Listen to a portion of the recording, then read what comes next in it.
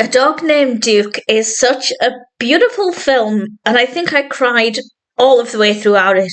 Tears of sadness, tears of joy, just an absolutely devastating and beautiful and uplifting and sorrowful film. I think I felt every emotion possible, apart from anger. I don't think I ever felt anger. Well, maybe I did, at the way certain people are treated, because this film is about a homeless vet, and I don't think anybody should ever be homeless because the help needs to be there when it isn't. I won't go off on a rant about that, but I guess, yeah, I did feel pretty much every emotion going. This was released in 2012.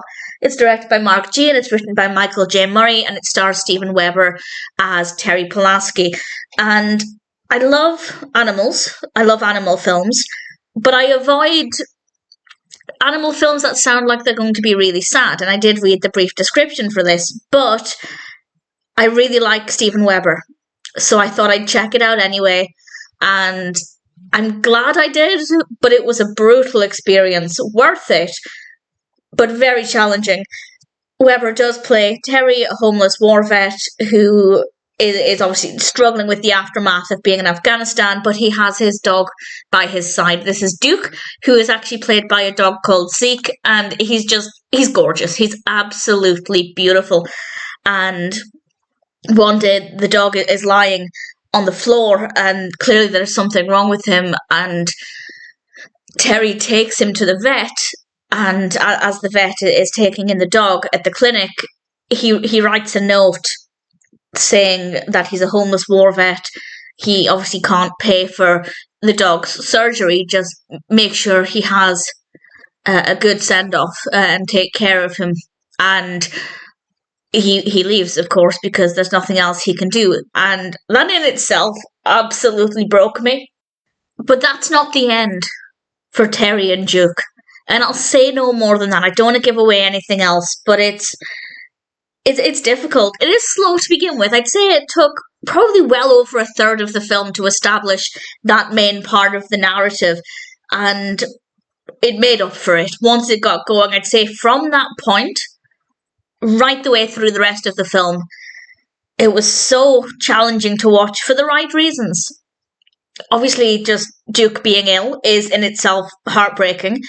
And then you have just the concept of a homeless vet or a homeless person from any walk of life. That in itself is difficult to deal with as well when that help is not there. And then you're dealing with a homeless individual whose dog is sick and he's just left him at a clinic to die because he feels like he's ill and he can't afford the care. That's just, there's so much going on there. And it's devastating. That's not to say it doesn't get better or that there aren't moments of hope. It's not as if we get to somewhere between a third of the way and a halfway through and it's just impossible to watch, because it is quite a roller coaster. But we kind of have extremes to the point where I was pretty much crying all of the way throughout the final 2/3 of the film, and sometimes for good reasons, sometimes for very challenging reasons. And it's exhausting, but absolutely worth it. Weber gave an absolutely brilliant performance, really convincing, really great work there. I expected no less. Duke gave a really great performance, absolutely beautiful. And the story is very well written. Yes, the pacing to begin with wasn't great. We did need a bit of time setting up. I think that was okay, but I think maybe it could have been a little bit quicker at the beginning. But in general, I don't mind it too much. And it's not tremendously long either. It's about an hour and 25. And as I said, certainly the second half, but maybe as much as the second 2/3, or my brain's not working properly. I'm an emotional mess. The final 2/3 are really making up for that pacing and packing in a lot there, not just in terms of action, but the emotions. And it's really intense, but it's really beautiful. Weber gave a really brilliant performance. Duke is adorable.